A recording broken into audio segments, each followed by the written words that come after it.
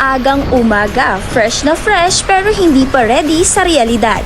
Nandito kami ngayon papunta sa Mount Pinatubo at syempre, hindi kumpleto ang experience kung wala ang sikat na 4x4 ride. At dito na nga nagsisimula ang totoong adventure! Hindi lang sa ganda ng tanawin, kundi pati sa tibay ng likod at balakang namin. Mahigpit ang kapit kasi bawat lubak may sariling personalidad. Yung bigla ka na lang mapapatalon kahit wala ka namang consent. Yung akala mo simpleng road trip lang, yun pala may kasamang libreng body massage. At sigawan package, maputik, mabato at walang warning ang daan. Parang love life, pero tuloy lang ang laban. Char! Pero kahit ganito ka-wild ang biyahe, go lang kami ng go! At tawa lang ng tawa kasi alam namin sa dulo ng lahat ng to, may naghihintay na sobrang sulit na tanawin. Ito na ang tinatawag nilang Toblerone Hills. Tingnan mo nga naman parang hinulmang tsokolate, sunod-sunod at ang gaganda ng hugis nito. Nakakapagod man ang biyahe, sulit na sulit naman kapag ganito ang tanawin. Dito mo talaga mararamdaman kung gaano kaganda ang likha ng kalikasan, simple pero sobrang breathtaking. Hindi mo lang siya makikita, mararamdaman mo pa ang ganda niya. Simula na ng bakbakan, hindi kalaban ng tao kundi ang daan paakyat sa Mount Pinatubo. Unang hakbang pa lang, bato agad ang sumalubong. Akala ko hiking lang, parkour na pala to. Tapos may pabonus pa, tubig ang kaharap. Hindi ko alam kung tatawid ako o maliligo na lang dito. Ingat na ingat sa bawat akbang kasi isang maling tapak mo lang, instant slide ka pababa, free of charge pa. Pero kahit hingal na, tuloy pa rin kasi sabi nga nila, walang easy sa magagandang views. Kaya kapit lang, laban lang at sana hindi ako madulas bago makarating sa taas.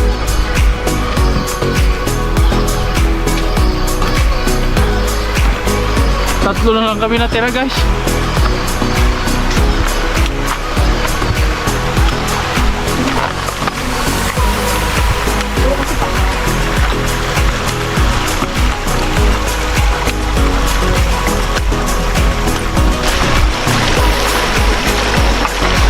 Tinatawag na tayo ng Mount Pinatubo.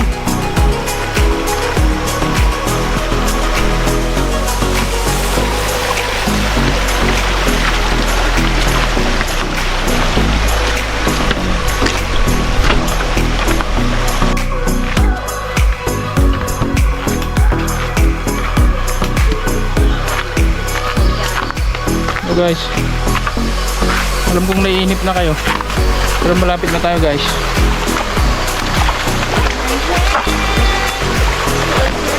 Nunahan na namin yung iba.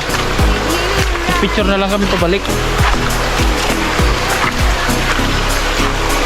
Diba? Ito pala yung daan.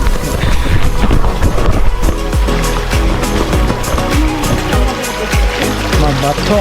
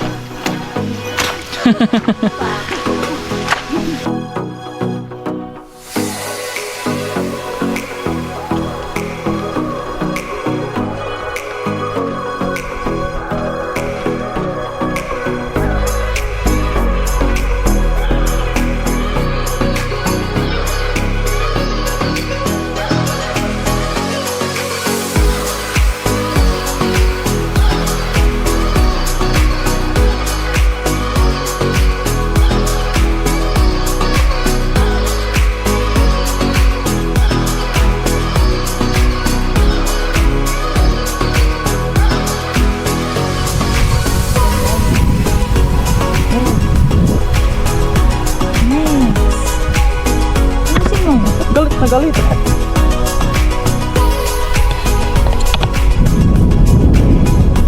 Suspect. Ano na? Hindi ka na ganun. Gano'n tayo sa may lawa. Ano ka na?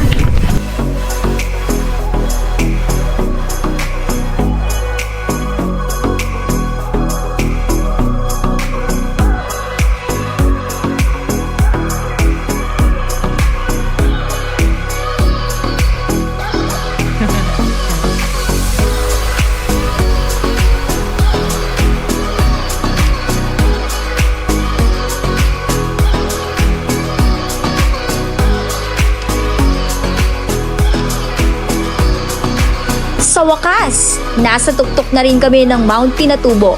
Akala ko hindi na namin mararating ito. Pero heto kami ngayon, buhay pa, pero hingal na hingal nga lang. Grabe, sulit na sulit ang pagod. Dulas at muntikang pagiging isda sa ilog. Para lang sa view na to. Parang sinasabi ng kalikasan na naghirap ka, eto ang reward mo. Kayo 1, 2, 3. Take my hand. Close your eyes. With you, I will not tonight. Na, na, na. Kung nag-enjoy kayo sa vlog na to, please like, share at subscribe kasi hindi biro ang pinagdaanan namin dito. Literal na blood, sweat at konting mga bato. Hanggang sa susunod na akyat, sana mas ready na mga tuhod namin. Bye-bye!